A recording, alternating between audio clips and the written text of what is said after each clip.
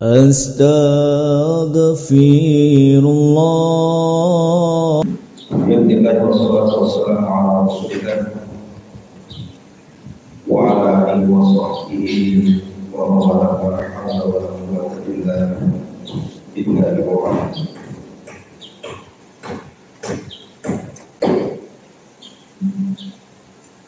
Alhamdulillah di siang hari ini kita bisa melanjutkan kajian kita masih membahas tafsir dari juz Al-An dan kita masuk pada surah Al-Lail. Bismillahirrahmanirrahim. Wal-laili idza yaghsha wan-nahari idza tajalla wa ma khalaqa adh-dhakara wal-untha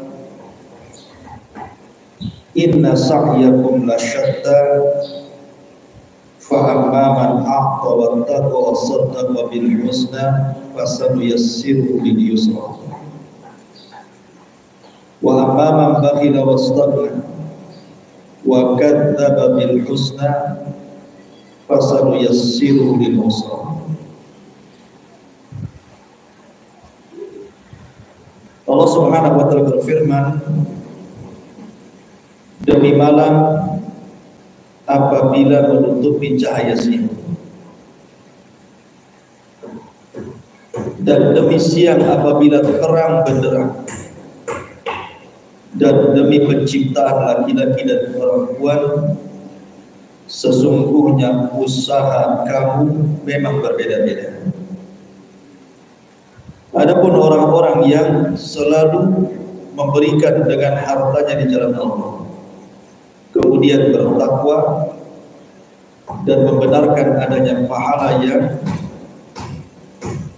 terbaik, maka kami kelak akan menyiapkan baginya jalan yang mudah.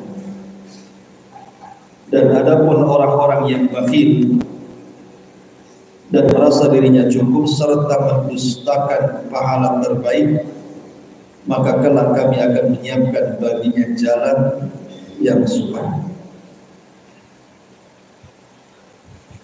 Baik, suratul Lail ini secara tertib Al-Quran masuk pada surat yang ke-90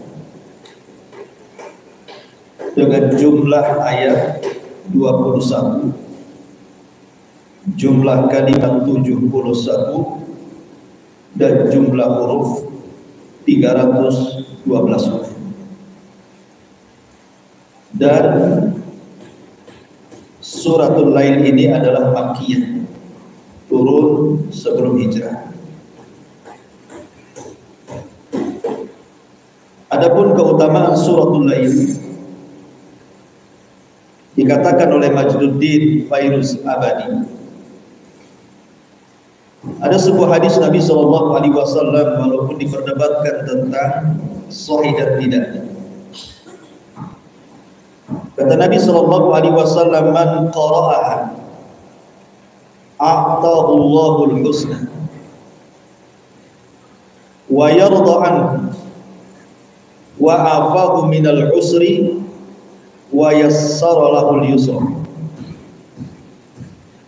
Barang siapa yang membaca suratul Lail, maka Allah akan berikan banyak kebaikan kepadanya dan dia akan ridha dengan kebaikan. Dan Allah Subhanahu wa taala akan hilangkan kesulitannya dan Allah akan mudahkan perkaranya menjadi mudah. Dalam hadis yang lain dari Ali radhiyallahu anhu, Rasulullah SAW mengatakan, ya Ali, man qara'aha a'tahu Allahu thawabal qa'imin wa lahu bi kulli ayatin qara'aha hajatun yaqtiha atau hajatan yaqtiha. wahai Ali, barang siapa yang membaca suratul Lail, maka Allah akan berikan kepadanya pahala seperti orang yang sholat malam, dan setiap ayat yang dibacanya maka setiap hajatnya akan Allah tunaikan. Tapi sekali lagi, riwayat tentang keutamaan suratul Lail ini semuanya lemah, sehingga tidak ada keutamaan khusus tentang suratul Lail ini, maka dia sama dengan surat-surat yang lain.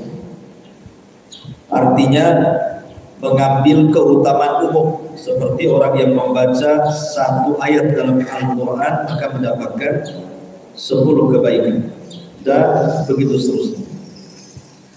Baik, kita bahas dulu tentang asbab nuzul. Ada yang mengatakan bahwa asbab nuzul suratul Lail ini adalah kisah seorang sahabat namanya Abu Dahdah. Jadi ada orang munafik, itu punya lahan penuh dengan pohon kurma. Rupanya ada anak yatim mengklaim bahwa di lahannya itu ada tanah dia yang sepetak. Akhirnya kemudian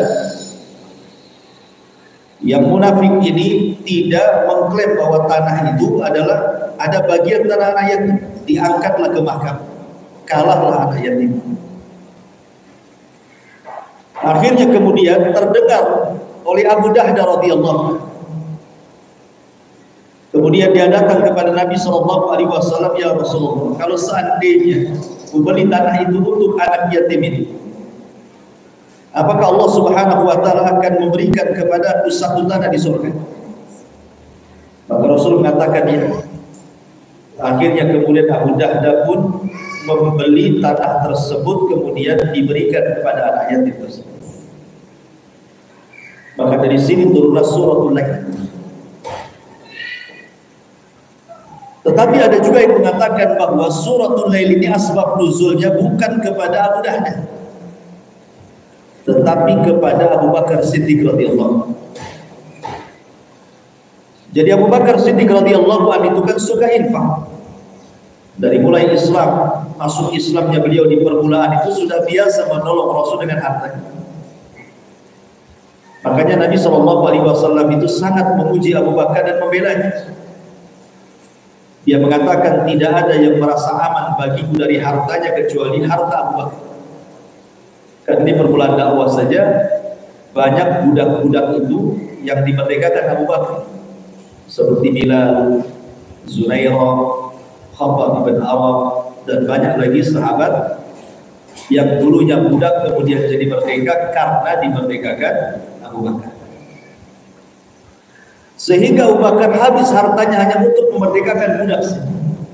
Sehingga suatu ketika Abu Quhafah ayahnya bertanya kepada Abu Bakar Siddiq radhiyallahu anhu, dan ketika itu ayahnya masih kafir. Dia mengatakan, "Nah, kenapa engkau memerdekakan budak-budak lo?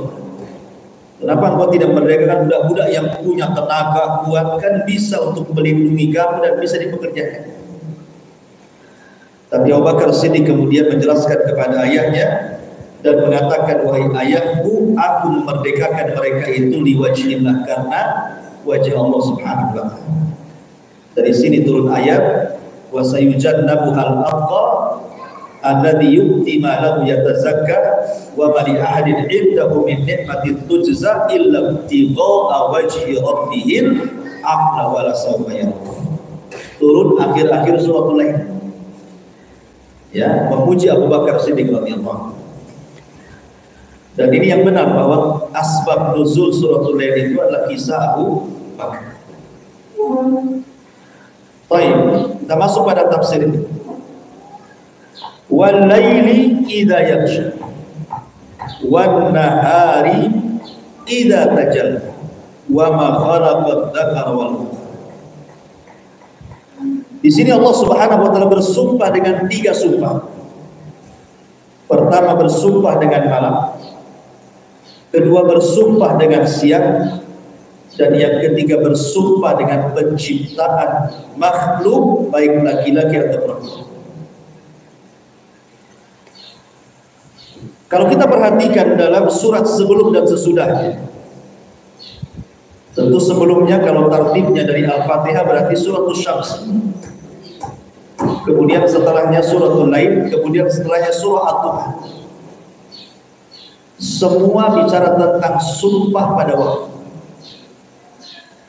Wasyamsi wa duhaha wal qamari idza talaha, dan begitu seterusnya. Kemudian di sini wal laili idza yaghsha wan nahari idza tajalla.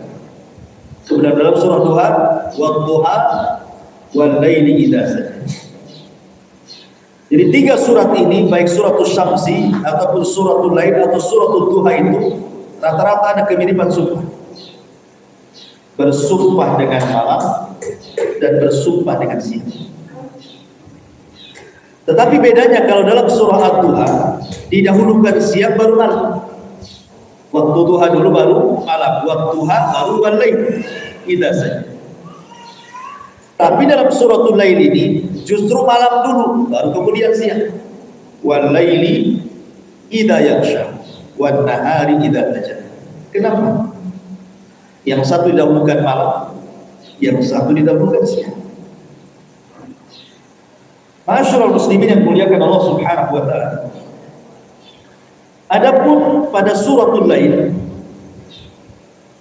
Allah Subhanahu wa taala mendahulukan malam kemudian siang, karena suratul Lail ini kan bicara tentang usaha manusia. Karena yang dijadikan sumpah adalah Allah Subhanahu wa taala mengatakan inna sa'yakum lasyatta. Sesungguhnya usaha kalian itu berbeda-beda. Ada yang kemudian usahanya itu betul-betul di jalan Allah. Ada usahanya di jalan syaitan. Sehingga kemudian Allah Subhanahu wa taala dahulukan malam baru kemudian siang. Karena umumnya usaha manusia itu di dunia ini lebih kepada menuruti hawa nafsu. Manusia itu kan macam-macam walaupun tujuannya sama sebenarnya. Wa ma khalaqtul jinna wal insa illa liya'budun, itu tujuannya ibadah. Tapi kenyataannya banyak yang ibadah atau yang tidak ibadah. Kebanyakan tidak ibadah. Padahal tujuannya jelas. Artinya kalau kita kalkulasi antara orang yang maksiat dengan orang yang taat, lebih banyak mana? Lebih banyak yang maksiat dibandingkan orang yang taat. Orang yang mencari keridhaan Allah dengan keridhaan manusia lebih banyak mencari keridhaan manusia. Artinya bahwa maksiat itu lebih banyak dibandingkan ketaatan. Makanya didahulukan malam dibandingkan siang. Kenapa dahulukan malam dibandingkan siang? Itu menunjukkan bahwa maksiat jauh lebih banyak dibandingkan ketaatan. Karena gelap itu lebih banyak dibandingkan terang. Ketika Allah Subhanahu wa taala menciptakan ada siang ada malam, pertanyaannya duluan mana? Duluan Allah menciptakan malam atau duluan Allah menciptakan siang? Siapa yang jawab? Hah? Gak tahu. Malam dulu Allah itu menciptakan gelap dulu, baru kemudian terang. Dan di alam semesta ini menurut penelitian bahwa kegelapan di alam semesta dengan berbagai macam galaksinya, dengan adanya siang di bumi itu, gelap itu 99%, terang itu cuma 1%. Karena terang itu hanya di bumi saja. Adapun planet-planet lain itu semua gelap. Maka dari sini menunjukkan bahwa gelap itu lebih meluas dibandingkan terang. Malam itu lebih luas. Karena bukan hanya bumi saja yang malam itu, semua galaksi juga malam gitu. Tapi kalau siang itu hanya ada di bumi. Maka dari sini karena gelap itu jauh lebih banyak dibandingkan terangnya, maka maksiat itu lebih banyak dibandingkan taatnya. Itu maksudnya. Makanya Nabi SAW itu diutus ke negeri yang banyak gelapnya. Maka tugas Nabi mengeluarkan kegelapan menuju cahaya. Makanya Allah mendahulukan malam baru siang. Ini dalam suratul Lail. Tapi dalam suratul Duha berbeda pula, karena Allah mendahulukan duha siang baru kemudian malam. Kenapa? Karena dalam suratul Duha itu yang dijadikan sumpah oleh Allah Azza wa Jalla, "Wadduha wal laili idza saja." Terus sampai selesai surat itu bicara tentang Rasulullah. Surat Duha itu kan bicara tentang Nabi. Wa wajadaka yatiman fa'awa, fa'ammal yatima fala, dan seterusnya. Itu semua bicara tentang Nabi. Dan Nabi itu adalah pembawa cahaya untuk menerangi kegelapan yang ada di tengah-tengah Quraisy. Makanya Allah dahulukan siang baru kemudian malam. Itulah bedanya antara suratul Lail dengan suratul Duha. Baik. Ma'asyiral muslimat yang dimuliakan Allah Subhanahu wa taala. Walaupun demikian, tetap saja ketika Allah bersumpah dengan adanya malam dan adanya siang, ini menjadi sebuah ibrah. Kenapa Allah jadikan siang malam itu menjadi sumpah? Kenapa tidak dengan yang lain saja? Kenapa dengan siang dan malam? Dan itu banyak dalam Quran. Karena Allah Subhanahu wa taala ingin menampakkan kepada kita manusia tentang tanda-tanda kuasanya. Bahwa siang itu adalah kuasa Allah. Begitu juga malam adalah kuasa Allah. Dari mana kita tahu? Perhatikan ayat Al-Quran. Allah Subhanahu wa ta'ala berfirman di dalam Al-Quranul Karim, "Qul ara'aytum in ja'alallahu 'alaikumul laila sarmadan ila yaumil qiyamah man ilahun ghairuh ya'tikum bidiya'in afala tasma'un." Qul ara'aytum in ja'alallahu 'alaikumun nahara sarmadan ila yaumil qiyamah man ilahun ghairullah ya'tikum bil lailin taskununa fihi afala tubsir. Katakan ya Muhammad, bagaimana pendapat kalian kalau seandainya Allah jadikan malam itu sampai kiamat, gak ada siang? Kira-kira ada yang bisa mendatangkan cahaya selain daripada Allah? Gak ada. Atau kita balik, bagaimana kalau seandainya Allah jadikan siang tanpa ada malam sampai kiamat? Apa ada selain Allah yang mendatangkan kegelapan? Tidak ada. Artinya siang dan malam itu kuasa Allah. Allah bisa saja menjadikan malam sampai kiamat, Allah bisa saja menjadikan siang sampai kiamat. Tetapi Allah tidak jadikan itu. Allah putarkan ada siang, ada malam sebagai ayat tanda-tanda kuasa Allah Subhanahu wa ta'ala. Untuk siapa? Untuk manusia. Sehingga Allah jadikan malam tempat istirahat manusia, dan Allah jadikan siang itu tempat bergerak manusia. Dan ini jadi fitrah ya. Sebab kalau seandainya dibalik bahaya. Ibu jadikan malam bekerja, jadikan siang untuk istirahat, tidur. Sepanjang-panjangnya tidur di siang hari tidak menyehatkan badan. Tetapi kalau tidur di malam hari walaupun sebentar, maka bisa menyehatkan badan. Karena fitrahnya memang seperti itu. Malam itu istirahat, siang itu bekerja. Makanya Allah Subhanahu wa ta'ala jadikan ada siang, ada malam. Maslahatnya luar biasa.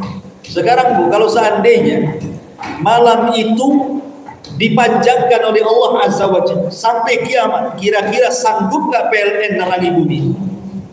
Gak akan sanggup. Mana ada PLN sanggup menerangi bumi sampai kiamat?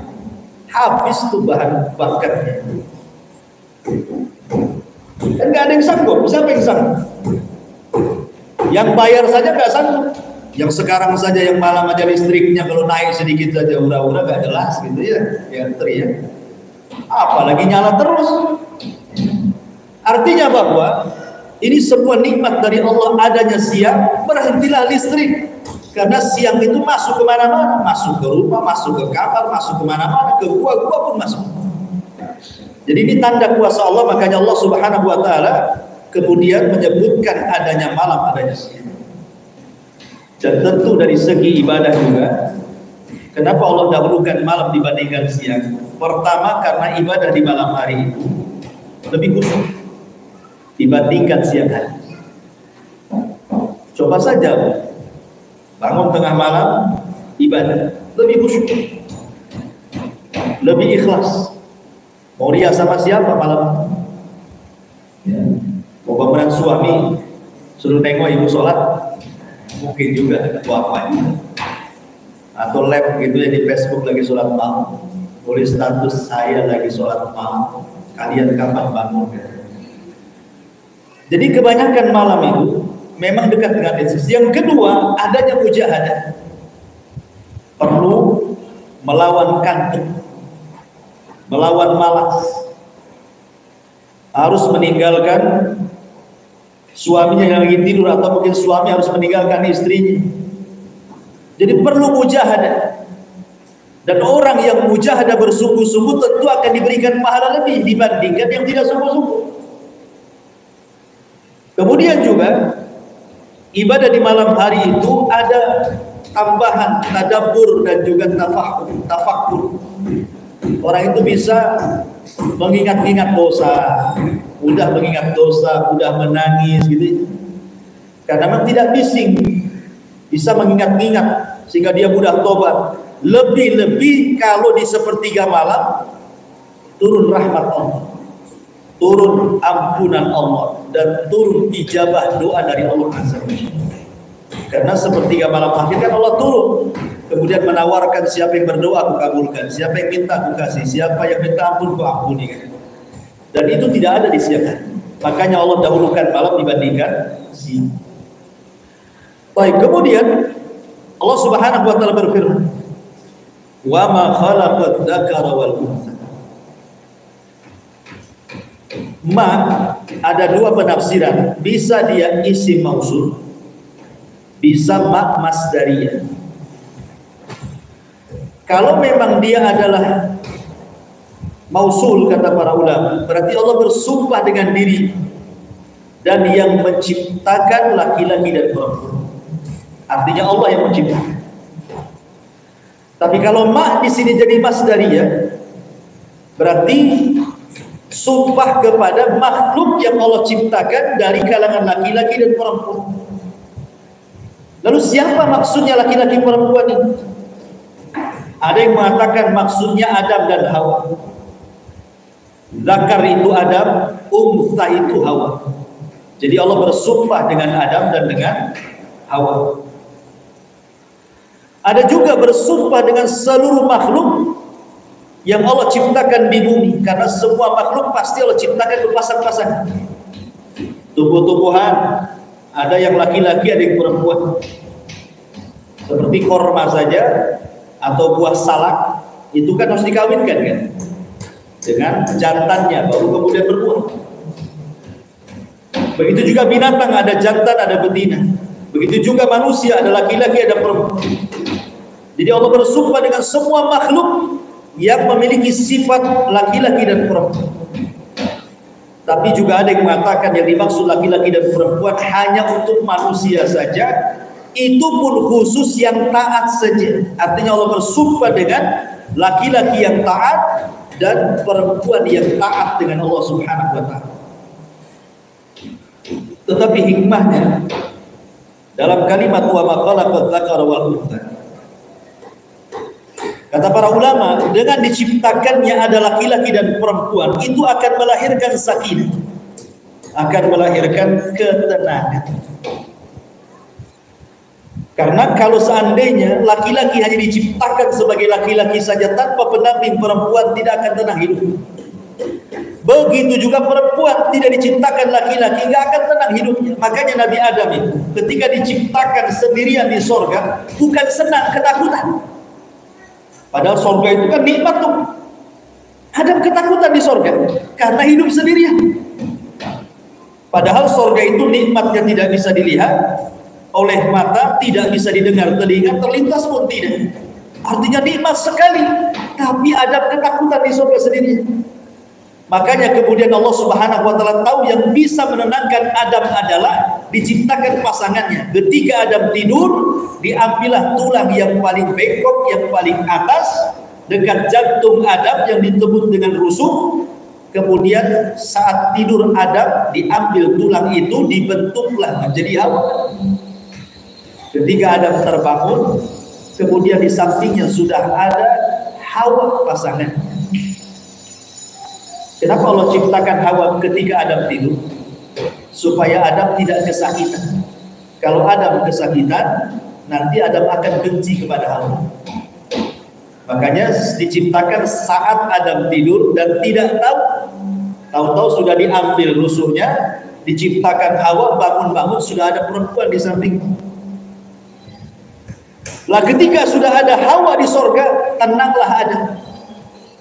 Maka siapapun turunan Adam yang kemudian mereka berpasang-pasangan antara laki-laki dan perempuan seperti Adam dan Hawa, maka Allah Subhanahu wa taala firmankan, wa min ayatihi an khalaqa lakum min anfusikum azwajan litaskunu ilaiha wa ja'ala bainakum mawaddatan wa rahmah inna fi dzalika laayatin liqaumin yatafakkarun. Dan dari tanda-tanda kuasa Allah, Allah jadikan kalian berpasang-pasang. Maksudnya laki-laki dengan perempuan, itu namanya pasangan. Bukan laki-laki dengan laki-laki, itu bukan pasangan. Atau perempuan dengan perempuan, itu bukan pasangan. Itu sama dengan pakai sandal jepit dua-duanya kiri. Gimana tuh? Pakai sandal jepit dua-duanya kiri, susah pakainya. Ya harus pasangan lah, yang kanan sandal jepit yang kanan dengan yang kiri, baru benar tuh jalannya. Maka dari situ Allah katakan litaskunu ilaiha, baru ada ketenangan. Kalau sudah pasangannya satu perempuan satu laki-laki pasti tenang. Kalau pasangannya satu laki-laki tidak akan tenang. Apalagi perempuan dengan perempuan tidak akan tenang, karena syarat ketenangan itu harus berpasang-pasangan, yang satu laki yang satu perempuan. Baru dari situ waja'ala bainakum mawaddatan wa rahmah, baru lahir cinta dan kasih sayang. Inna fi dzalika laayatin liqaumin yatafakkarun. Maka dari ketenangan ini lahirlah kesabaran. Lahir kesabaran. Istri harus sabar kepada suami, suami harus sabar ke istri. Karena istri itu bagian daripada suami. Karena Hawa itu tercipta dari bagian anggota tubuh Adam, jadi nyatu. Hakikatnya perempuan dengan laki-laki itu satu badan. Karena Hawa tercipta dari tulang rusuk Adam, sehingga saling memiliki. Maka dari tenang itu lahir sabar. Nah, istri harus sabar kepada suami, dan suami harus lebih sabar lagi kepada istri. Itu maksudnya. Dari keterangan lahir kesabaran. Kalau tidak sabar, maka persis seperti yang disabdakan Rasul, bahwa wanita tercipta dari tulang yang bengkok. Kalau dipaksa patah dia, kalau dibiarkan dia tetap bengkok sampai kiamat. Ma'asyiral muslimin yang dimuliakan Allah Subhanahu wa taala, wa ma khalaqad dzakara wal untha. Allah bersumpah dengan 3 perkara. Lalu apa muqsam alaih yang dijadikan sumpah itu? Maka Allah mengatakan inna sa'yakum lasyatta. Sesungguhnya amal kalian itu berbeda-beda. Ada sebuah hadis,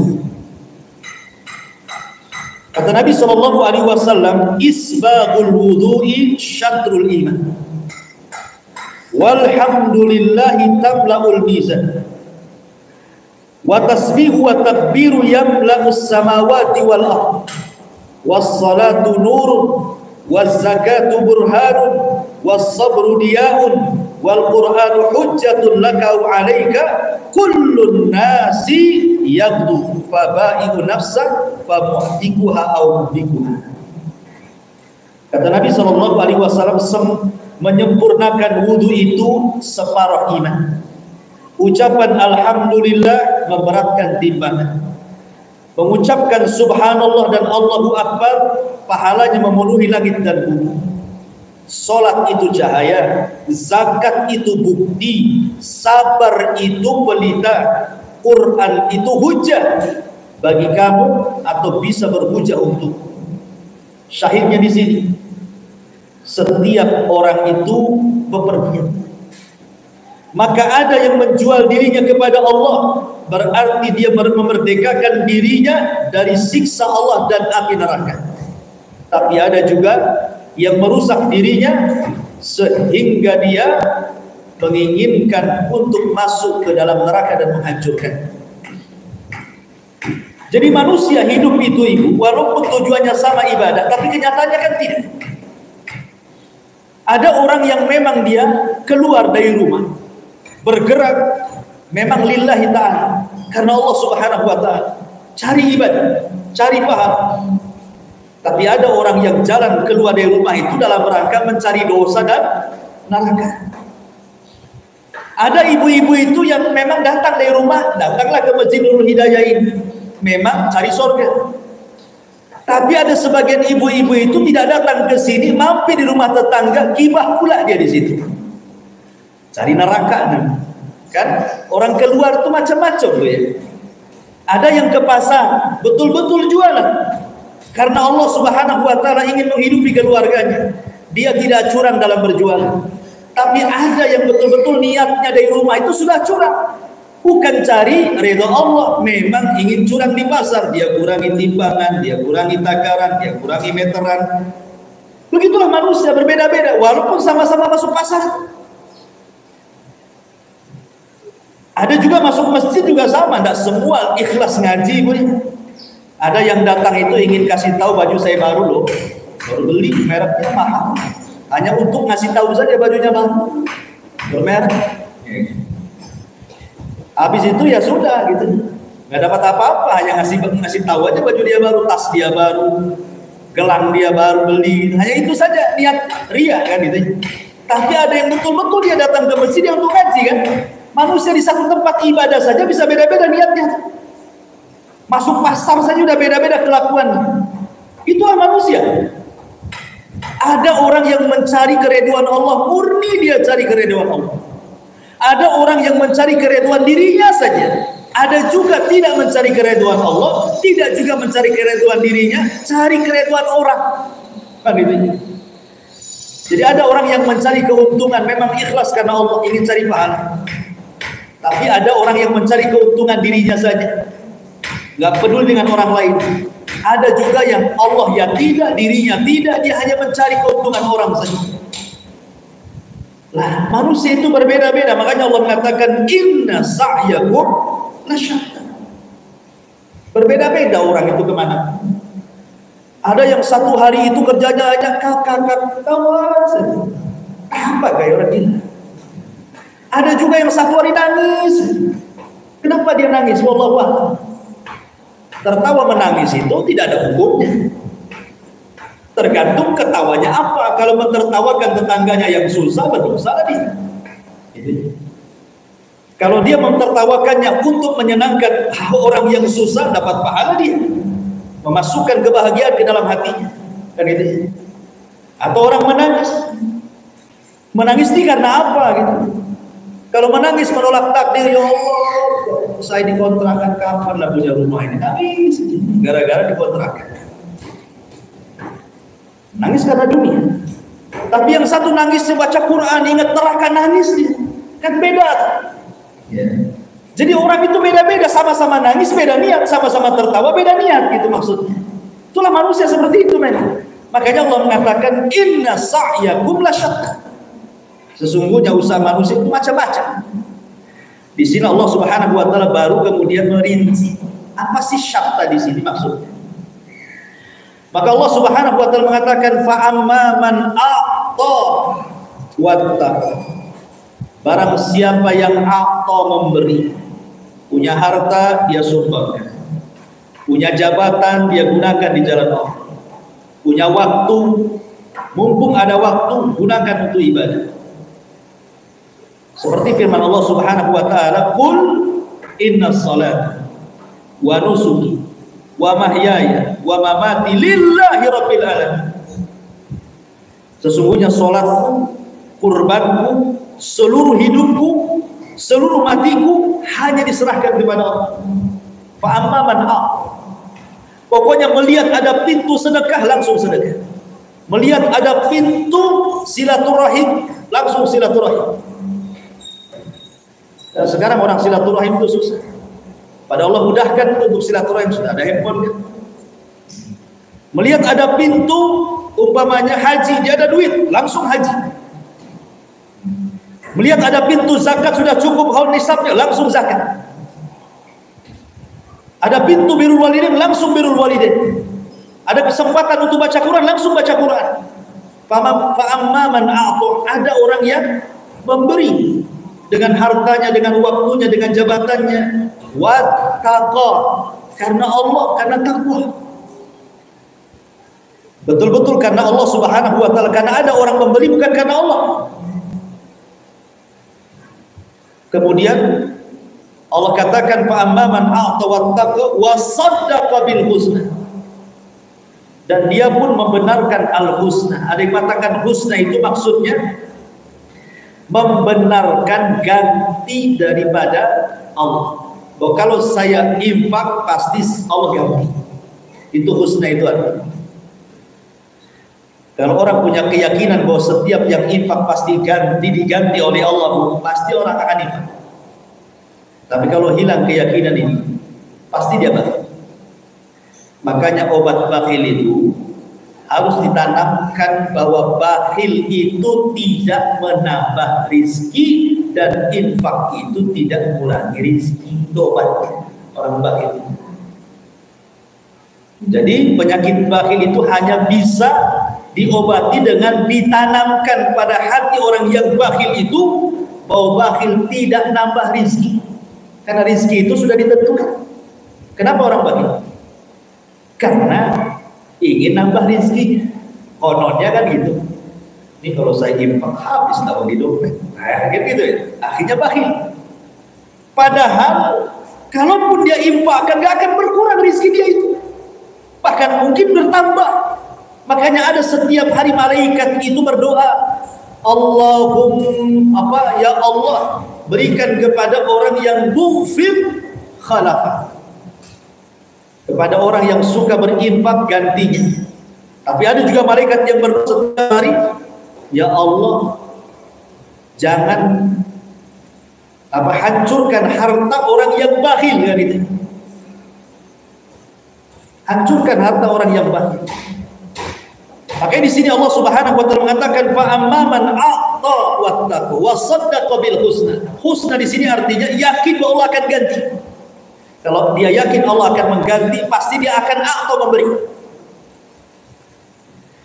Ada juga yang mengatakan husna di sini surga, yakin dengan surga. Bahwa hidup dia itu sebenarnya hanya lewat saja di dunia.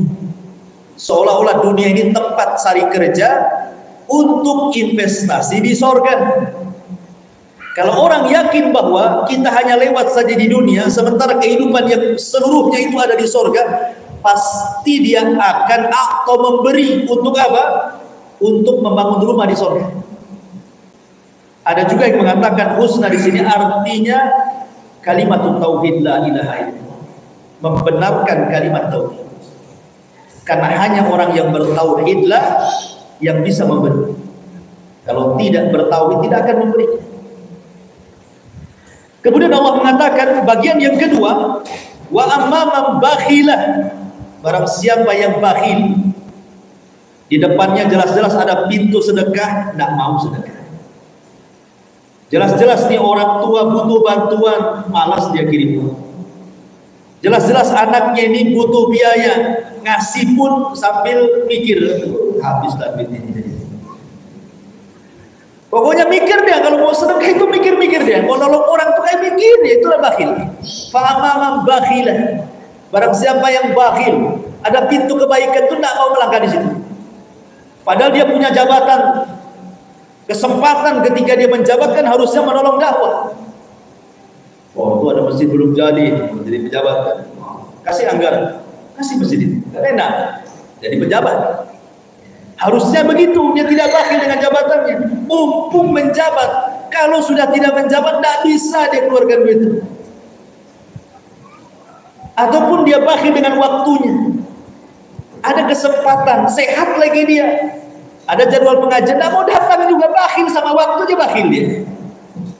Sayang ke pengajian, aku saya tidur katanya.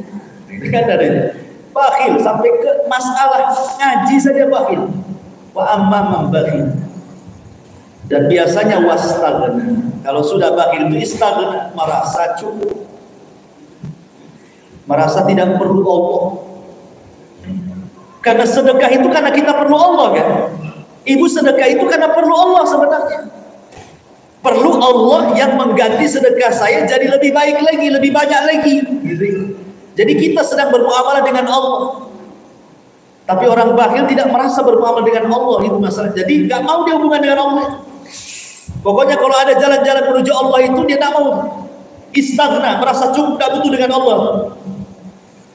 Makanya Allah mengatakan, fa amma man bakhila wastaghna wa kadzdzaba bil husna. Ujung-ujungnya apa?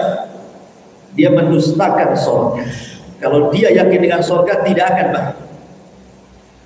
Kalau dia yakin bahwa Allah akan mengganti, tidak akan bakhil. Kalau yakin dengan la ilaha illallah, pasti dia tidak akan bakhil. Wa amma man bakhila wastaghna wa kadzdzaba bil husna fasayassirul yusra. Makanya saya ulang-ulang, kalau orang menanamkan bahwa semua sudah ditakdirkan oleh Allah, jatah dia sudah ditakdirkan, maka dia tidak mungkin bakhil. Makanya orang bakhil itu perlu ditebalkan iman dengan qada dan qadar, supaya bakhilnya hilang. Seolah-olah kalau bakhil itu tidak akan hilang hartanya. Kata siapa? Kata Nabi sampai Rasul. Dia berdoa kepada Allah Subhanahu wa taala di surga, jangan punya tetangga yang bakhil. Itu Nabi loh berdoa. Ya Allah, jangan kau jadikan tetanggamu di surga orang bakhil. Nabi sampai mencela orang bakhil. Tak mau dia punya tetangga orang bakhil. Dan ibu pun jangan mau kalau ada orang bakhil neraktir ibu, jangan mau. Jadi penyakit pulang mencret. Karena orang yang bakhil itu ngasihnya tidak ikhlas. Perhitungan. Ya, perhitungan. Oh, ke nasi padang gitu. Pakai kuah aja bang. Jadi biasanya kan perhitungan tuh orang bakhil itu. Dia nggak ada niat memang ngasih. Ngasih itu karena ada kepentingan orang bakhil itu, bukan karena ikhlas. Karena orang bakhil itu ngasihnya tidak ikhlas, dan makanan yang tidak ikhlas tidak berkah, sehingga kalau dimakan jadi penyakit. Jadi kalau ibu punya tetangga bakhil diundang makan, jangan datang. Kenapa? Takor makanan ini kalau di warung 10.000, habis dari situ beli obat di apotek 100.000. Tekorlah jadinya kan ya. Nggak usah. Karena memang seperti itu. Ada hadis yang mengatakan ta'amul bukhala daun, makan orang bakhil itu penyakit katanya. Dan makanan orang ikhlas itu berkah, obat. Ya. Kalau ada orang dermawan, sudah dermawan soleh lagi, sudah soleh baik lagi, dia ngajak makan. Kalau bisa habiskan 1 nampan obat. Kenapa? Ikhlas dia ngasih. Kalau ikhlas jadi berkah, penyakitnya hilang semua. Makanya Imam Syafi'i suatu ketika mengalami sakit di kepalanya, diikat. Sama kalau orang dulu kan supaya kurangi sakit kepala diikat kepala. Kalau orang sekarang ya sakit kepala minum botrek. Zaman dulu kan belum ada obat-obatan banyak. Jadi kebetulan dia ada di Baghdad, di daerahnya Imam Ahmad. Bertamulah sakit-sakit Imam Syafi'i itu ke rumah Imam Ahmad. Tiba-tiba Imam Ahmad menghidangkan makanan berbagai macam, dihabiskan. Mungkin bahasa kasar kita ini, cowok kali ya Imam Syafi'i, itu bahasanya. Ya, kalau bahasa kasar cowok kali ini, semua dihabiskan. Orang banyak itu. Coba Bu, kalau tamu dikasih makan dihabiskan gitu. Sebenarnya kan kita sebagai tuan rumah kan harus puas kan. Tapi ada yang geleng-geleng kepala. Kan gitu ya. Kayaknya itu gak punya malu. Dia yang kasih makan dihabiskan, dia pula yang ngomong gak punya malu. Kalau dari gitu jangan dikasih makan kan gitu ya. Kan ada yang ngomel-ngomel udah kasih makan, habis dia ngomel buat belakang. Itulah orang bakhil. Jadi dihabiskan tuh makanan itu. Jadi anak putri Imam Ahmad dikatain mau. Betul gak itu Imam Syafi'i? Masa Imam Syafi'i kayak gitu? Karena putrinya itu tidak pernah melihat Imam Syafi'i, hanya mendengar doa Imam Ahmad selepas sholat, selalu mendoakan Imam Syafi'i selama 40 tahun. 40 tahun didoakan sampai, padahal bukan bapaknya, bukan saudaranya, gurunya didoakan 40 tahun. Anaknya selalu dengar, sehingga kan siapa Imam Syafi'i itu? Bapak sangat gandul sekali sampai mendoakan selama 40 tahun. Ketika nampak orangnya kok cowok kayak gitu, ya nanya lah kan itu. Masa sih imam kayak gitu? Akhirnya kan Imam Ahmad bertanya lah sama Syafi'i itu jadinya kan. Maaf, ini ada titipan pertanyaan dari putrinya. Kenapa engkau ketika makan kok tidak pakai sunnah? Maksudnya sunnah makan 3 jari. Kan itu ya. Kan sunnah makan kan 3 jari. Kalau ibu kan tengok lauk, kalau nggak enak 3 jari, kalau enak 10 jari. Kan itu ya. Jadi ditanyalah kenapa kok makannya tidak pakai sunnah dan dihabiskan semuanya.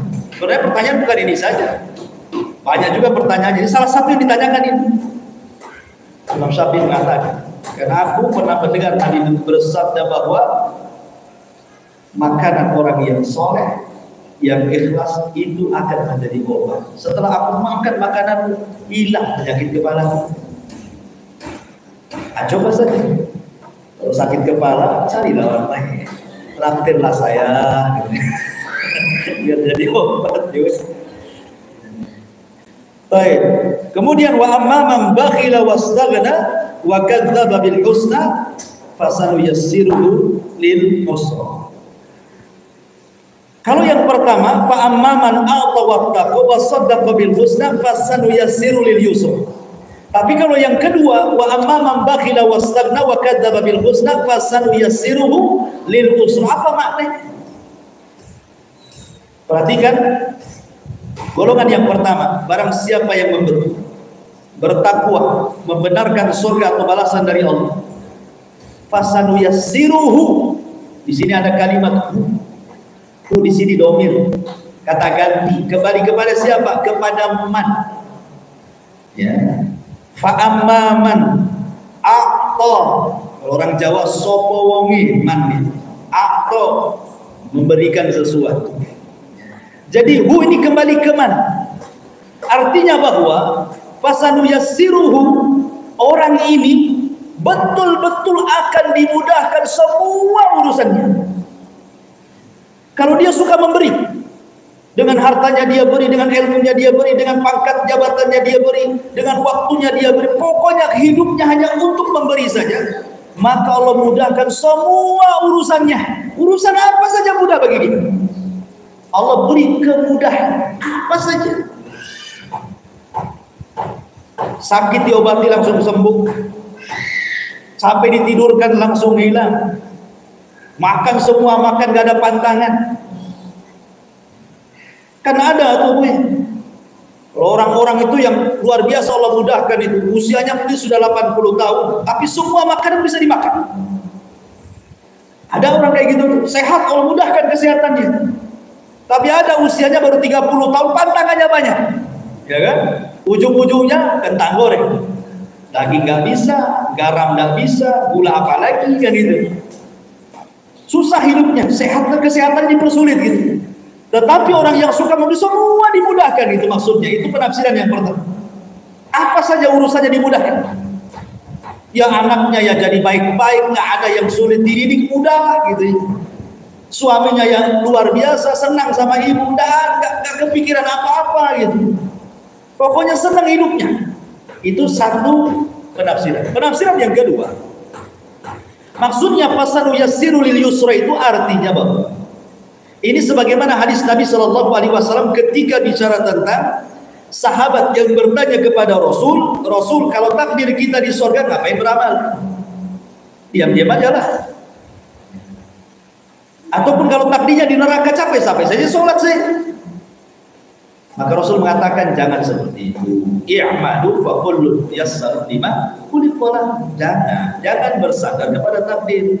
Banyak-banyak amalan karena akan diciptakan sesuai dengan khuliqana, apa yang sudah diperintahkan kepada.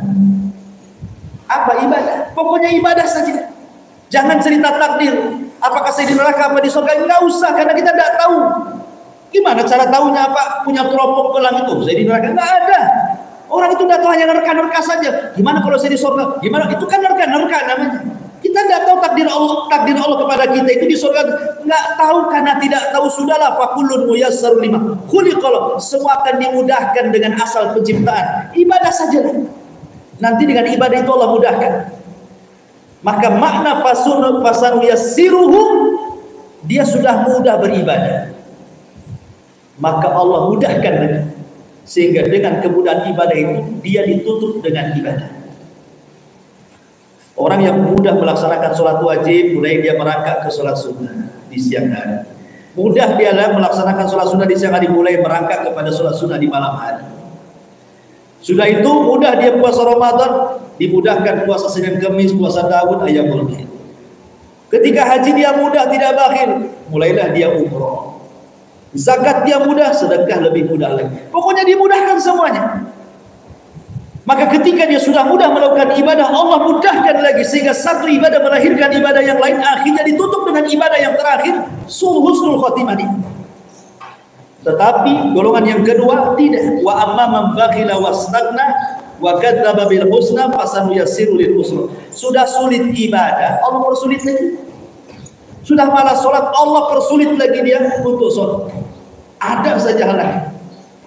Sudah sulit zakat, Allah persulit lagi sedekah. Sudah sulit haji, Allah sulit lagi umroh. Jadi ketika Allah persulit ibadah, maka dia akan jatuh ke lawan ibadah, maksiat. Dan ketika maksiat melahirkan maksiat yang lainnya, maka dia ditutup dengan maksiat yang terakhir yang dia lakukan, jadilah dia su'ul khotimah. Itu penafsiran fasan yassiru lil yusra atau fasan yassiru lil usra. Kemudian Allah mengatakan, wa ma yughni 'anhu maluhu idza taradda inna 'alaina lal huda wa inna lana lal akhirata wal huda. Allah katakan, sesungguhnya kewajiban kami, wa ma yughni 'anhu maluhu idza taradda, dan tidaklah harta yang ia miliki itu bermanfaat bagi dia idza taradda, apabila telah binasa. Ayat ini sama dengan ayat ma aghna anni maliyah halaka anni sultan. Duhai kiranya harta yang kukumpulkan enggak ada manfaat lagi kalau orang sudah masuk ke liang kubur. Duhai jabatan yang aku banggakan, enggak ada manfaat juga kalau orang yang sudah masuk ke dalam kubur. Makanya sering saya ulang-ulang pada ibu ya, Bu, orang itu mulia di mata manusia, bukan di mata Allah ya, mulia di mata manusia. Itu karena Allah Subhanahu wa ta'ala menutup aib dia saja. Karena kalau seandainya Allah bongkar aibnya, nggak ada manusia yang menghormati manusia. Karena semua manusia itu punya aib. Kayak ibu menghormati saya karena ibu tidak tahu saja aib saya. Karena ibu hormati saya, sama dengan Imam Ahmad ketika ke pasar, kemudian belanja, kemudian murid-muridnya datang dan mengatakan, ya Imam, biar saya yang bawalah belanjaannya, kok jalan kaki aja pulang. Kata Imam Ahmad, tidak perlu kalian menghormati aku itu, karena engkau tidak tahu aibku saja. Kalau kau tahu aibku, kata Imam Ahmad, pasti kau akan ambil pasir kau letakkan di kepalaku. Jadi orang mulia itu karena Allah tutup aib. Yang kedua, orang dimuliakan orang itu karena casing saja di dunia. Semua hanya casing. Hanya casing saja, hanya dari segi pakaian. Pakaian saja menjadi mulia itu. Contoh di jenderal, kan pakaiannya semua sama seragamnya itu warnanya. Yang membedakan itu bintang-bintang yang nempel di baju. Orang tua di jenderal tetap satu. Hormat kita kan gitu ya. Takut nih. Udah dua makin hormat nih. Coba kalau sudah purnawirawan, pakai kaos dia, dihormati. Itu di dunia sudah hilang kehormatannya. Masuk kubur, tidak dipakai itu pakaian bintang-bintang itu. Yang dipakai kain kapan yang gak ada harganya. Dan gak cocok juga kain kapan dikasih bintang-bintang gitu. Lucu ini kan, kapan gue kasih bintang-bintang. Jadi yang menjadikan orang mulia itu karena pakaian sebenarnya. Tapi kalau orang sudah masuk liang lahat, mau presiden, mau menteri, mau orang kaya, mau orang hebat, mau orang cerdas, mau profesor, mau siapa, kalau sudah masuk liang lahat itu semua sama di hadapan Allah dan juga di hadapan manusia. Di hadapan Allah sama, di hadapan manusia juga sama. Karena kalau sudah dipendam di kuburan itu pasti ditinggalkan. Nggak ada anak buahnya yang mau nunggu 24 jam di kuburan itu. Jangankan anak buahnya, keluarganya ya saja kalau sudah dikuburkan paling banter 1 jam berdoa depan kuburan. Paling banter. Kalau pas dikubur hujan ya semenit pun tidak, langsung balik. Artinya bahwa percuma lah. Makanya Allah mengatakan di sini, wa mayyubni anhu maluhu idza tarat. Orang kalau sudah binasa itu percuma. Maka mumpung belum binasa masih hidup, jangan bakhil gitu maksudnya. Akto sukalah memberi gitu. Maksudnya itu ayat. Kenapa? Inna alaina lal huda. Karena kami sudah memberikan huda, petunjuk. Kalau engkau bakhil, ini jalanmu ke neraka. Kalau engkau menderma harta, ini jalanmu ke surga. Sudah Allah jelaskan tuh 2 jalan itu. Mana jalan ke surga, mana jalan ke neraka. Dan ingat kata Allah, wa inna lana lal akhirata wal ula. Sesungguhnya dunia dan akhirat itu semua milik Allah. Lalu apa yang kita bakhilkan? Semua milik Allah, itu maksudnya. Semua milik Allah, apa yang dibakhilkan? Harta kita milik Allah, baju kita milik Allah, rumah kita milik Allah, tanah ini milik Allah, badan kita semua milik Allah, semua milik Allah. Nah, kalau Allah minta tolong zakatkan itu kan punyaku, kok kita nggak mau zakatkan, kan aneh gitu ya. Itu semua milik Allah. Masyurul muslimin yang dimuliakan Allah Azza. Jadi Allah ingatkan semua milik Allah yang di dunia dan juga di akhirat. Dan ingat, tadi pagi saya membahas surat di masjid sini, surah Al-Infitar. Kalimat terakhir surat Al-Infitar itu, yauma la tamliku nafsun li nafsin syai'a wal amru yauma idzin. Manusia itu memiliki 2 perkara di dunia. Dan itu persis seperti dalam surah Al-Fatihah, Maliki yaumiddin. Malik dibaca 2, ada dipanjangkan mimnya, Maliki yaumiddin. Ada dipendekkan mimnya, Maliki yaumiddin. Apa bedanya Malik dengan Malik? Bedanya ada di dunia itu seseorang menguasai benda-benda dan barang-barang. Ada seseorang itu menguasai manusia yang lainnya. Contoh umpamanya rumah kita kuasai, tanah kita kuasai, mobil kita kuasai. Tapi ada juga menguasai orang lain, seperti suami menguasai keluarga, dia berhak memerintah sana sini demi kebaikan. Ataupun seorang perusahaan, owner perusahaan gitu ya, berhak dia memerintahkan anak buahnya harus kerja ini kerja itu. Ataupun mungkin pimpinan RT RW sampai ke menteri sampai ke presiden, berhak dia ngatur undang-undang, nyuruh rakyatnya begini-begini kan. Di dunia bisa, tapi di akhirat Allah mengatakan dua-duanya tidak ada. Kenapa? karena wal amru yauma idzin, karena semua perkara itu milik Allah. Makanya orang yang ketika dibangkitkan pada hari kiamat itu yuhsaruna hufatan uratan ghurlan buhman. Dibangkitkan satu tidak dihitam, dua tidak pakai sandal, tiga telanjang tanpa berpakaian, empat tak ada barang di badan. Lalu apa yang dimiliki? Nggak ada yang dimiliki. Jangankan cerita rumah ataupun tanah, sandal aja tidak pakai. Itu maksudnya. Kemudian yang kedua, tidak bisa dia menguasai orang. Di akhirat tidak bisa, karena Allah mengatakan yauma yafirrul mar'u min akhi wa ummihi wa abi wa sahibatihi wa bani. Justru lari, masing-masing lari itu. Orang lari dari saudaranya, lari dari orang tuanya, lari dari anaknya. Masing-masing hidupnya di akhirat. Tidak bisa orang menguasai orang lain. Di dunia mungkin bisa. Makanya di sini Allah ingatkan bahwa hatta dunia sendiri milik Allah, bukan milik kita. Kemudian Allah mengatakan fa'anzartukum naran taladzah.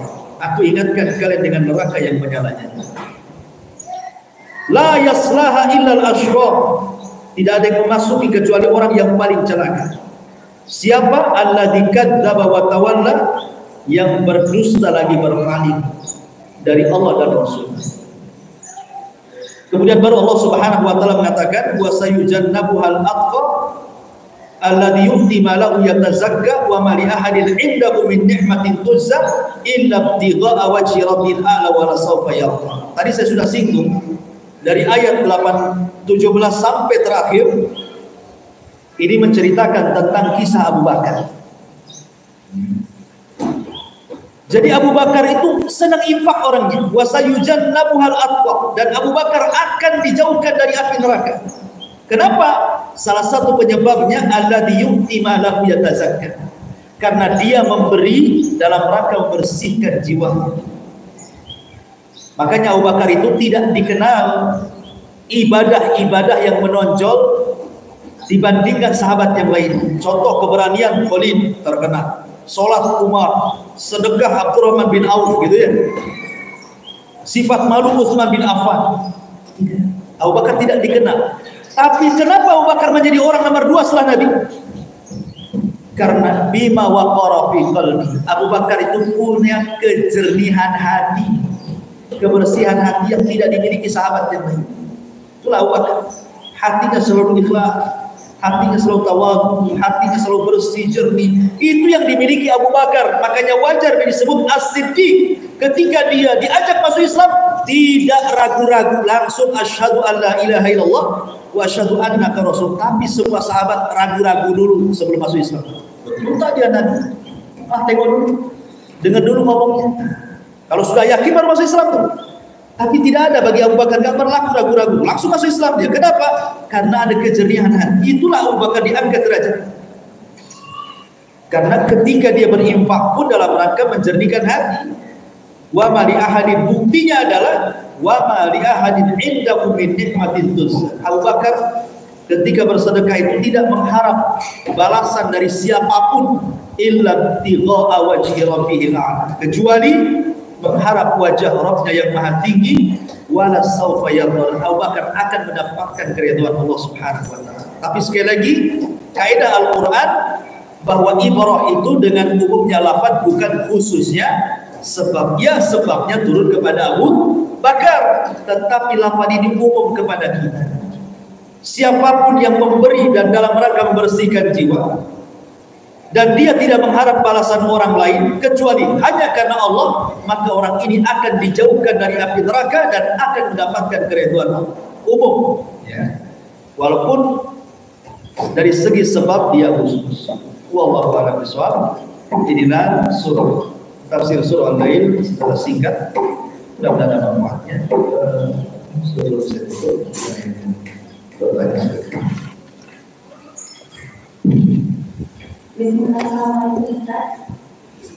Dari pembahasan yang sama tadi, Ustaz katakan mana yang lebih bermanfaat Allah ciptakan malam dan siang. Terus mana yang keberkahan di antara malam dan siang, itu hari malam. Dan kita semuanya ibadah itu bisa konsentrasi di waktu malam. dan tidur pun di waktu malam itu lebih baik. Jangan tanyakan Ustaz, gimana kaitannya dengan hadis yang mengatakan minum siang hari Ustaz? Apakah ada perbuatan itu Ustaz? Itu kan mengatakan ada senangnya tidur di siang hari itu. Gimana Ustaz? Iya. Nabi Shallallahu Alaihi Wasallam itu dalam sehari tidurnya 3 kali. 3 kali, tapi lihat durasinya. Ya. Kalau kita durasinya 3 kali itu dari pagi sampai sore, dari maghrib sampai tengah malam, dari tengah malam sampai subuh, tidur semua namanya. Jadi Nabi itu biasanya habis Isya langsung tidur. Dia langsung tidur. Karena Rasul tidak suka ngobrol habis Isya, kecuali karena ada penting. Kapan bangunnya? Separuh malam. Isya tidur, setelah Isya tidur, nanti separuh malam bangun. Nanti yang separuhnya lagi beliau tahajud sampai fajar.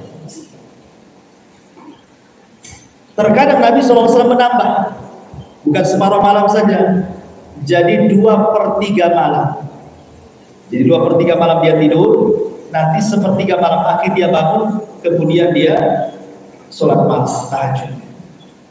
Dan ini diambil dari pendalilan surah Al-Muzammil. Ya ayyuhal muzammil qumil laila illa qalilan nisfahu aw zid.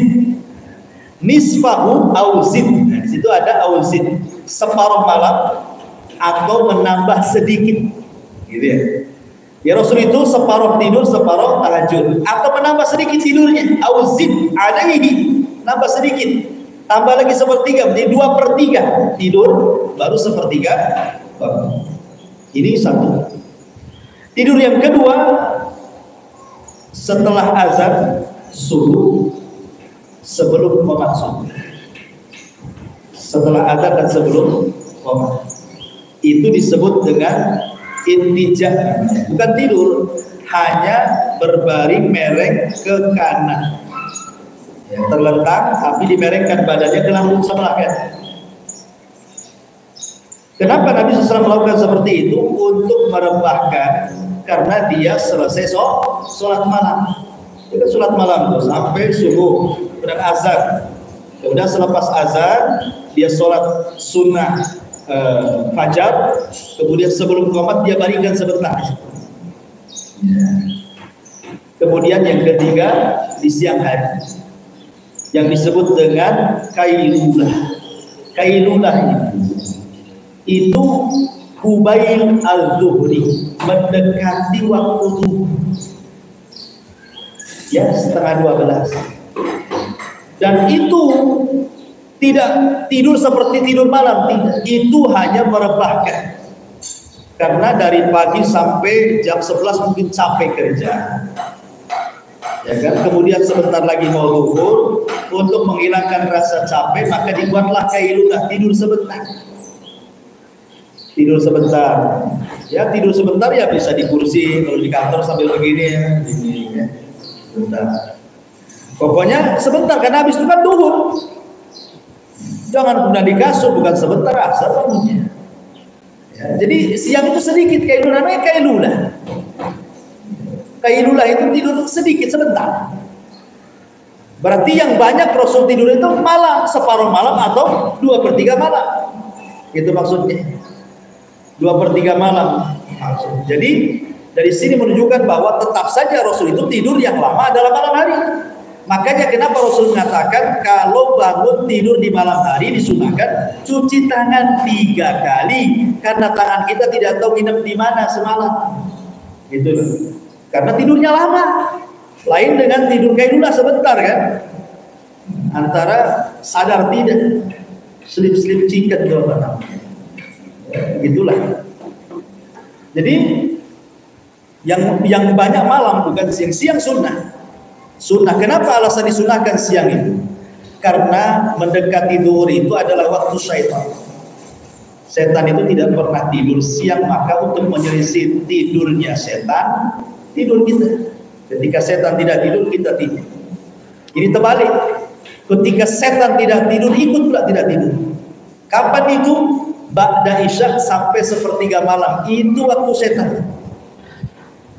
Orang kalau terbiasa ba'da isya nggak tidur itu maka setan akan mengganggu dia sampai malam sengaja tidak ditidurkan. Sehingga terkadang kalau sudah di atas jam 12 itu susah tidur itu. Nanti mendekati tidurnya itu kalau sepertiga malam, pas malaikat turun, Allah turun mulai wah itu kan. Makanya justru di situ waktunya bangun kita pula tidur. Makanya waktu setan itu mendekati maghrib itu waktu setan, pas azan maghrib itu waktu setan. Yang kedua ba'da isya sampai terbentang sepertiga malam. Yang ketiga ketika kailulah itu waktu setan. Kita selisih mereka.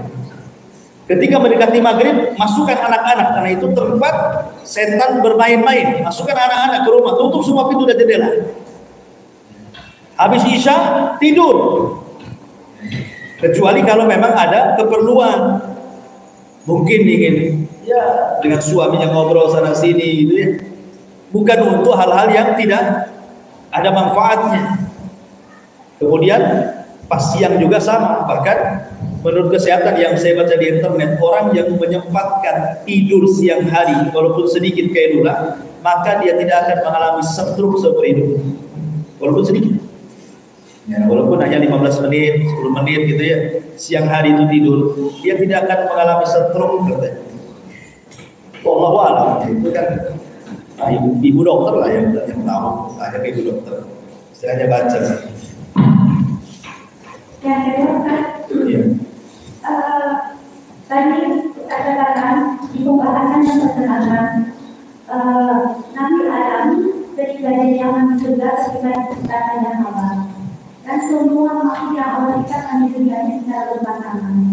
Dan di sini ada satu masalah Ustaz, ketika Allah ciptakan kita sebagai wanita dengan laki-laki juga berumah tangga ya Ustaz. Terus tentu ada kecenderungan juga jika terjadi perceraian. Sehingga di hati kita seorang wanita ini mengatakan bukan tidak akan kebahagiaan ketika ingin menikah lagi itu sulit kita dapatkan, dan sehingga hati kita masuk untuk semua hal yang menuju pernikahan. Apakah itu digunakan? Ya, alhamdulillah.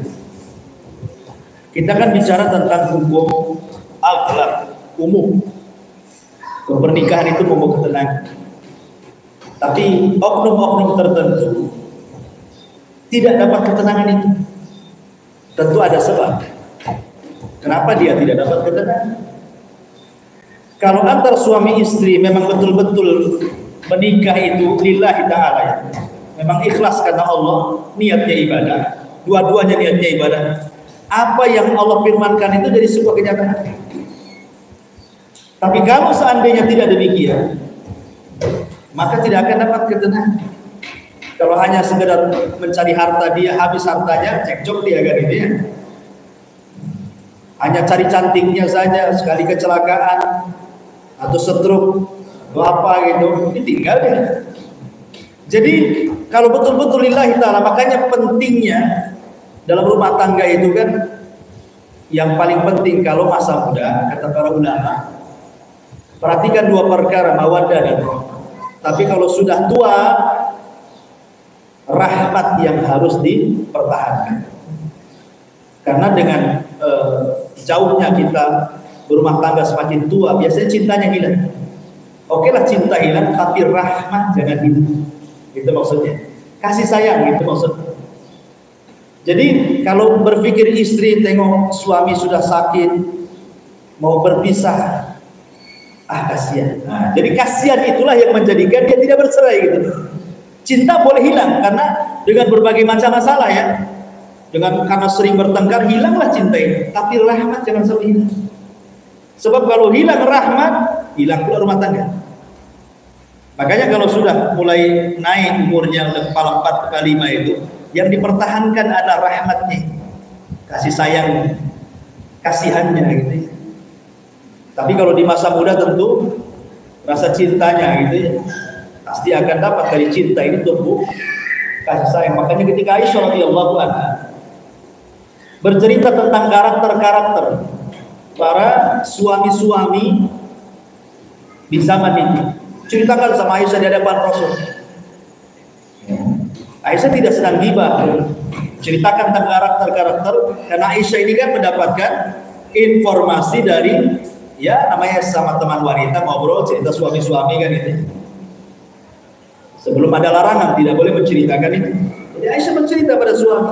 Ketika sampai kepada Abu Zar dan Ummu Zara, kan kisahnya Abu Zar dan Ummu Zara. Abu Zar ini menikah dengan Ummu Zar, kemudian pisah. Kemudian dapat lagi suami kaya raya. Cuman bedanya Abu Zar ini walaupun dia miskin, dia susah hidupnya, tapi punya akhlak. Suami yang kedua pula, dia kaya raya, tak punya akhlak. Kata Ummu Zar, sesungguhnya kondisi suami yang kedua walaupun bergelimang harta benda, tidak ada sepupunya Abu Zar. Artinya masih mementingkan akhlak gitu. Karena belum tentu orang yang bergelimang dengan harta itu senang hidupnya kan.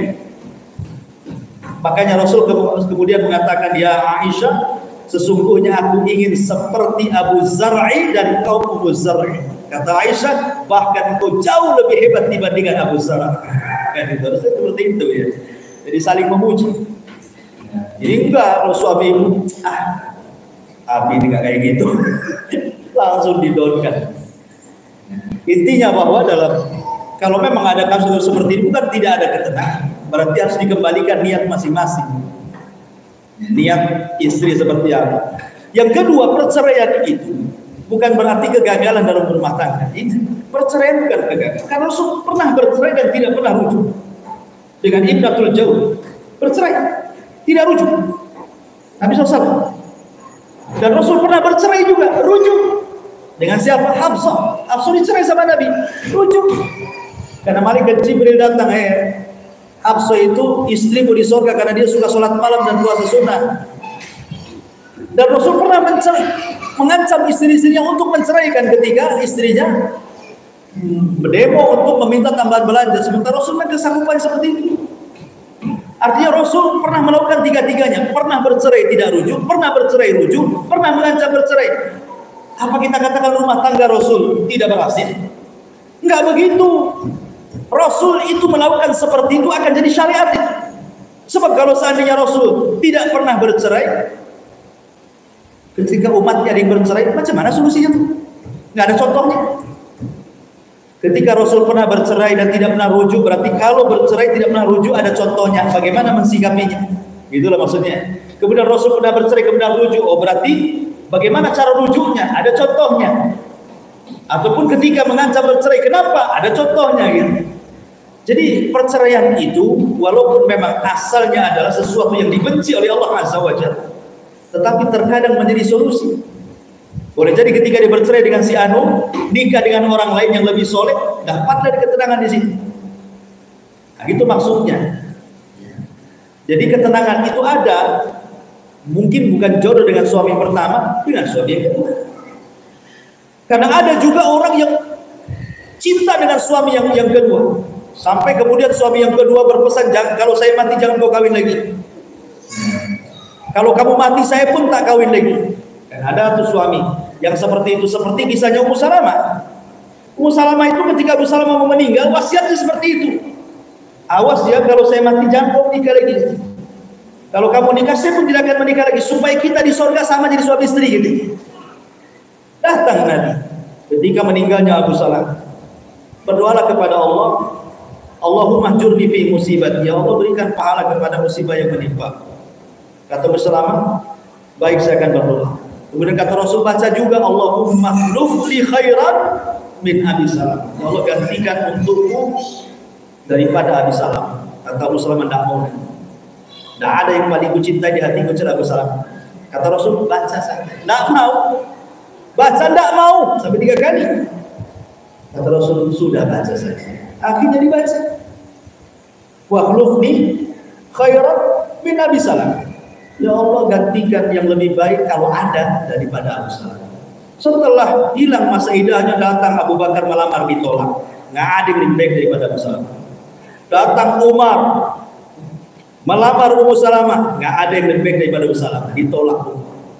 Datang sahabat Abdurrahman, banyak kibar sahabat melamar. Jawabannya satu, menyingkir kalian, tidak ada laki-laki di hatiku selain Abu Salamah. Lalu sudah mati itu. Hebatnya kecintaan Abu Salamah. Datang Nabi yang melamar, bingung dia dong. Nabi yang lamar, apa dia akan mengatakan, wah Abu Salamah lebih baik daripada engkau? Gak mungkin. Akhirnya cari alasan beda. Rasul, gimana ya? Anak saya banyak, saya wanita pencemburu, lagi pun saya sudah tua. Dua alasannya mau nolak nggak bisa. Akhirnya pakai 3 alasan ini. Saya sudah tua, anakku banyak, lagi saya pencemburu, kok ini banyak istrinya. Nabi cerdas, baik, anakmu anak. Jadi kalau ibu menikah dengan duda punya anak, jangan mau bapaknya saja. Anaknya juga harus mau. Bapak menikah dengan janda yang punya anak, jangan mau ibunya saja, anaknya pun harus mau. Maksudnya begitu kalimat, anakku adalah anakku, kata Rasul. Adapun kau tua, aku juga sudah tua. Apa salahnya orang tua menikah dengan orang tua? Adapun sifat pencemburumu nanti akan hilang, akan kudoakan kepada mudah-mudahan hilang. Menikahlah Rasul dengan Ummu Salamah. Sebab itulah Ummu Salamah bertanya kepada Rasul setelah lama menikah. Rasul kalau baca Quran nih, ketika sampai kepada bidadari-bidadari sorga yang dijelaskan dalam Al-Quran, Rasul terdiam, kemudian berdoa kepada Allah. Ummu Salamah bertanya, Rasul, boleh nggak saya bertanya? Rasul boleh. Apa pertanyaan? Begini, ada seorang wanita yang baik, menikah dengan laki-laki yang baik, kemudian laki-laki yang baik ini mati syahid. Kemudian dia menikah lagi dengan laki-laki yang jauh lebih baik. Kemudian dia meninggal lagi dan mati syahid. Kira-kira kalau saya dan suami saya masuk surga dua-duanya, kira-kira Allah akan menikahkan saya dengan yang mana di surga? Kan dia tanya begitu akhirnya. Karena tahu kondisi dia kan. Dia menikah dengan Abu Salamah, mati. Sekarang menikah dengan Rasul. Ini kalau Rasul meninggal, sama-sama meninggal masuk surga, kira-kira di surga itu saya akan jadi istri siapa? Abu Salamah atau engkau, gitu maksudnya. Tidak mungkin dua-duanya. Kata Rasul, engkau akan menikah dengan suamimu yang terakhir. Maksudnya dengan hati. Dari sini ada fatwa para ulama bahwa orang itu di surga akan bersama suami yang terakhir. Tapi ada juga yang berpendapat, kalau seandainya nih orang menikah dengan suami yang baik, tahu-tahu kena corona mati. Setelah masa idahnya hilang, menikah lagi dengan laki-laki baik, kena corona lagi, mati lagi. Menikah lagi dengan laki-laki ketiga baik, kena corona, akhirnya mati lagi. Kemudian dia tidak mau menikah lagi, takut kena corona lagi, laki-laki yang keempat. Akhirnya dia yang kena corona, matilah dia. Jadi semua meninggal. Semuanya masuk surga. Ada juga yang mengatakan maka yang wanita boleh memilih dari 3 suami mana yang lebih soleh. Ada juga berpendapat seperti itu. Tapi kalau lihat tentang riwayat Ummu Salamah, berarti menikah dengan yang terakhir dia nikah. Kalau sama-sama masuk surga. Kalau satunya masuk neraka dan dikekalkan, satunya masuk surga, ya dia akan kembali ke suami yang pertama. Allah. Boleh. Ini kaitan yang pembahasan tentang dengan siapa dari surga. Terus anak pernah tanya Ustaz, tapi jawabannya tidak jelas. Bagaimana dengan seorang wanita yang dia tidak nikah? Terus di surga itu dengan siapa? Yang pernah Anda dengar ketika dia beramal dan melakukan semua hak Allah, Allah akan menikahkan dia dengan lelaki tanpa di surga. Pilihan dia itu benar apa Ustaz? Dia sudah menikah di dunia. Iya, itu juga pertanyaan Ummu Salamah. Cuman saya berhenti aja kisahnya. Jadi Ummu Salamah itu bertiga tentang 3 soalan. Salah satunya tadi. Kemudian yang kedua bertanya lagi Rasul, bagaimana seorang wanita yang soleha? Dia tidak pernah menikah. Sampai dia tua akhirnya menikah. Karena ada memang perempuan-perempuan itu mungkin karena sibuk belajar, tanpa terasa waktu berjalan, hari hilang datang bulan, bulan pergi datang tahun, akhirnya 50 tahun ngaca kan, belum kawin dia. Dan Allah takdirkan menikah. Kemudian masuk surga. Maka dia menikah dengan siapa wahai Rasul? Maka Nabi SAW mengatakan, maka dia akan menikah dengan laki-laki dunia yang saleh yang belum menikah, yang masuk surga yang sederajat dengan kamu. Jadi kalau masuk surga Aden, ya cari laki-laki yang masuk surga Aden. Kalau masuk surga Khuld, ya masuk surga Khuld. Di mana derajat kamu di situ, maka akan dinikahkan laki-laki yang sama-sama masuk di situ. Kemudian pertanyaan yang ketiga Rasul, Allah hanya menjelaskan tentang keindahan bidadari. Rasul juga sama, menjelaskan keindahan bidadari dan tidak pernah menjelaskan tentang keindahan wanita dunia yang masuk surga. Mana yang lebih indah, wanita dunia yang masuk surga atau bidadari?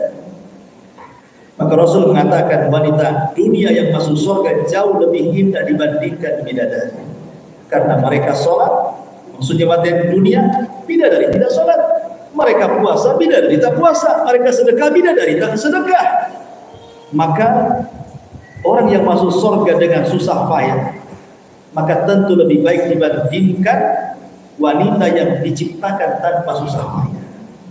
Dari sini ada kaidah bahwa ketika Allah dan Rasul menceritakan surga, maka Allah dan Rasul itu menceritakan keindahan surga terendah, untuk membayangkan bagaimana yang tinggi itu maksudnya. Semua kisah-kisah surga itu yang diceritakan Quran ataupun hadis, itu semua keindahan surga yang paling rendah, supaya terbayang bagaimana yang lebih tinggi itu maksudnya. Wallahu a'lam.